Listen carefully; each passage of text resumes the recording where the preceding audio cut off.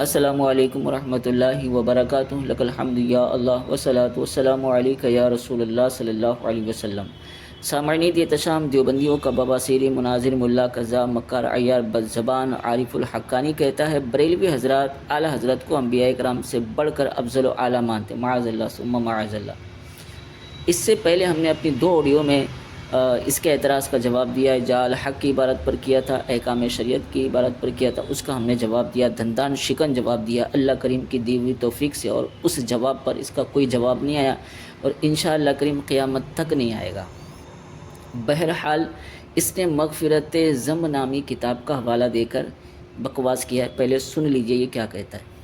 کہ یہاں مولوی احمد رضا بریلوی کا مقام حضرات انبیاء کرام علیہ الصلاۃ والسلام سے بڑھ کر ہے، اور اس بات کو بریلیوں نے بھی محسوس کیا ہے، ان کے علماء نے بھی تسلیم کیا ہے کہ بریلوی حضرات اعلی حضرت فاضل بریلوی کو انبیاء کرام علیہم الصلاۃ والسلام سے بڑھ کر اور اعلیٰ مانتے ہیں۔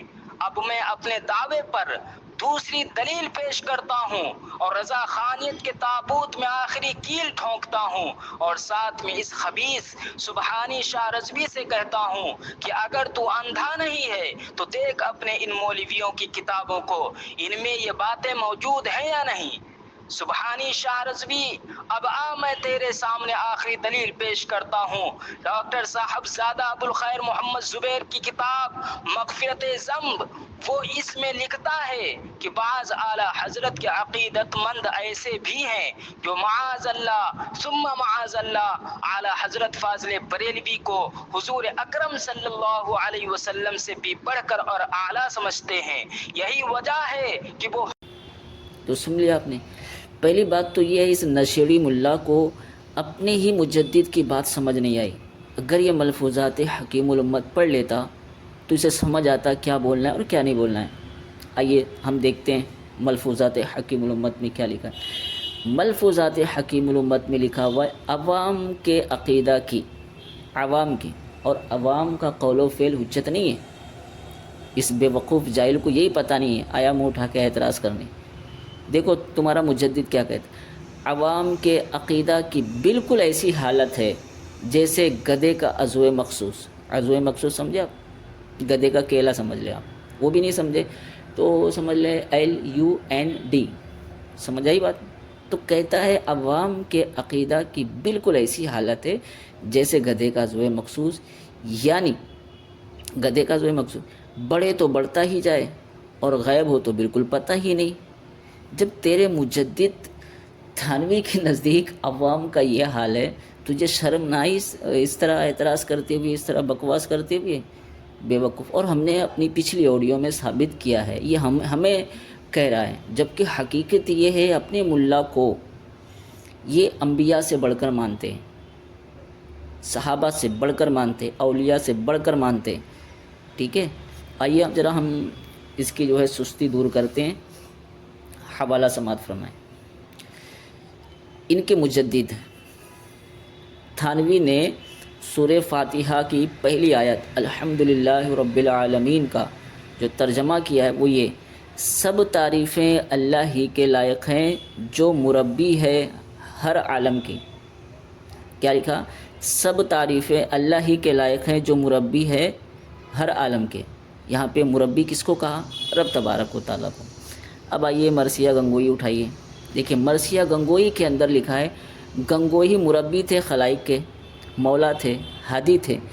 تو یہاں پر تمہارے تھانوی نے سورہ فاتحہ کی پہلی آیت کا جو ترجمہ کیا ہے اس میں مربی رب تبارک و تعالیٰ کو کہا ہے، اور مرثیہ گنگوئی میں مربی جو ہے گنگوئی کو کہا ہے۔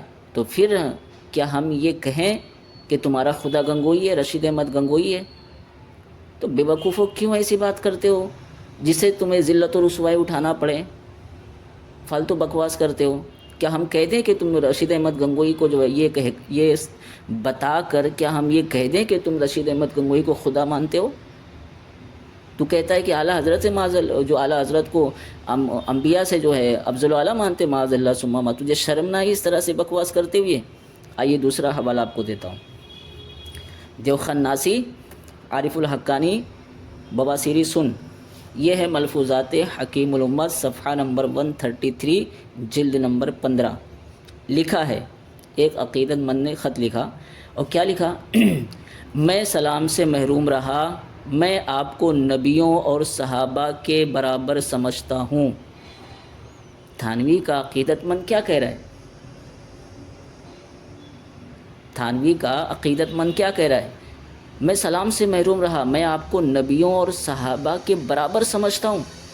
بتا کیا تھانوی نے اسے کافر کہا اسے کافر؟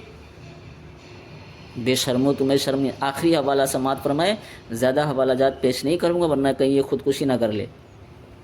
دیوبندیوں کی کتاب، دیوبند سے بریلی تک کیا لکھا ہوا ہے؟ لکھا ہے اصل بات یہ ہے کہ جامع المجددین نامی کتاب میں اس کے مصنف نے حضرت تھانوی کو پیغمبر کے پہلو میں جا کر بٹھا دیا۔ اچھا، ایک مصنف ہے، جامع المجددین نامی کتاب ہے، اس کا مصنف، اس نے حضرت تھانوی کو لکھا ہوا ہے حضرت تھانوی کو پیغمبر کے پہلو میں جا کر بٹھا دیا۔ تو بے شرمو، پہلے اپنے گھر کا جائزہ لے لو، اپنے گھر کی کتابیں پڑھ لو، اپنے ملاؤں کو دیکھ لو، ان کی حرکتیں سمجھ جاؤ، ان کی حرکتوں کو دیکھ لو، اس کے بعد آیا کرو۔ تمہیں پتہ نہیں تم کس کے سامنے کھڑے ہو گئے، تم نے کیا معمولی سمجھ لیا؟ ہمارے سامنے بولنے سے پہلے کئی بار سوچنا، سمجھ آئی بات؟ ہاں، ہمیشہ سوچ سمجھ کے بات کرنا ورنہ ذلت و رسوائی جو ہے تمہیں اٹھانی پڑے گی۔ اللہ کریم ہمیں حق کہنے، حق سننے، حق پر عمل کرنے کی توفیق عطا فرمائے۔ اور پھر میں ایک بات عرض کرتا ہوں، میں اس طرح سخت جملے استعمال نہیں کرتا، بامر مجبوری مجھے استعمال کرنا پڑتا ہے۔ میں خود چاہتا ہوں مہذب انداز میں گفتگو ہو، لیکن دیوبندیوں کو یہ بات ہضم نہیں ہوتی، انہیں یہ بات پسند نہیں ہے کہ جو ہے مہذب انداز میں گفتگو کریں۔